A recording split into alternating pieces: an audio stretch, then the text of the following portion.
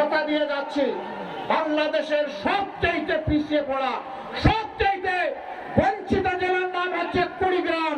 এই কুড়িগ্রাম থেকে আমাদের উন্নয়ন শুরু হবে ইনশাআল্লাহ। জামাতে ইসলামী এই জোটের সবচেয়ে বড় দল, কিন্তু আমরা কোন দলীয় সরকার কায়েম করতে চাই না। আমরা কোন পরিবার এবং গোষ্ঠীতন্ত্র কায়েম করতে চাই না। আমরা বাংলাদেশ জামাতে ইসলামের বিজয় চাই না। আমরা চাই 18 কোটি মানুষের বিজয়। তিস্তা পার থেকে এই বিজয়ের আওয়াজ শুরু হয়েছে। সারা বাংলায় আলহামদুলিল্লাহ এখন মুক্তির পক্ষে গণজোয়ার শুরু হয়েছে। আপনারা লড়ে যাবেন, চোখে চোখ রেখে কথা বলবেন। এটি আমার বাংলাদেশ। এই বাংলাদেশে আর কোন জমিদার মেনে নেব না। এই বাংলাদেশ হবে ইনশাআল্লাহ জনগণের বাংলাদেশ।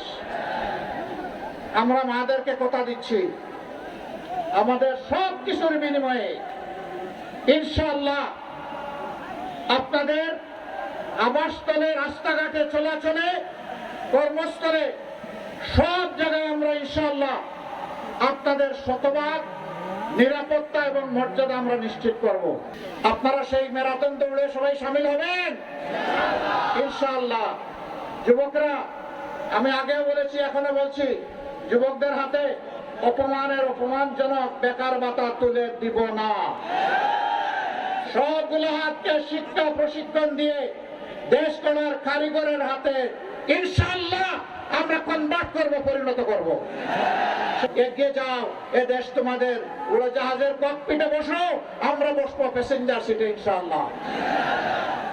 সেই গতিতেই বাংলাদেশ সামনে এগিয়ে যাবে। সেই যুবক, সেই সাহস, সেই উত্তম, সেই শক্তি আমি আজকে কুড়িগ্রামের এই মাঠে দেখতে পাচ্ছি। আমাদের নদীগুলাকে হত্যা করে কঙ্কাল বানানো হয়েছে, মরুভূমি বানানো হয়েছে। সবগুলা চোর 54 বছরে নদী শাসনের, নদী ভাঙ্গন রোধের যতগুলো বাজেট হয়েছে সব তাদের পেটে হজম করে নিয়েছে। নদী সংস্কারের কাজ করে নাই। এই চোররা টাকা চুরি করে বিদেশে পাচার করেছে 28 লক্ষ কোটি টাকা। দেশবাসী, কুড়িগ্রামবাসী কথা দিচ্ছি, আল্লাহ যদি আমাদেরকে সুযোগ দেন, ওদের মুখের ভিতর দিয়ে হাত পেট পর্যন্ত ঢুকায় সব বের করে আনবো ইনশাআল্লাহ। কথা দিয়ে যাচ্ছি, বাংলাদেশের সবচেয়ে পিছিয়ে পড়া, সবচেয়ে বঞ্চিত জেলার নাম হচ্ছে কুড়িগ্রাম। এই কুড়িগ্রাম থেকে আমাদের উন্নয়ন শুরু হবে ইনশাআল্লাহ। আমরা ইতিমধ্যে ঘোষণা করেছি ইনশাআল্লাহ এই উত্তরবঙ্গকে আমরা কৃষি শিল্পের রাজধানীতে পরিণত করব ইনশাআল্লাহ।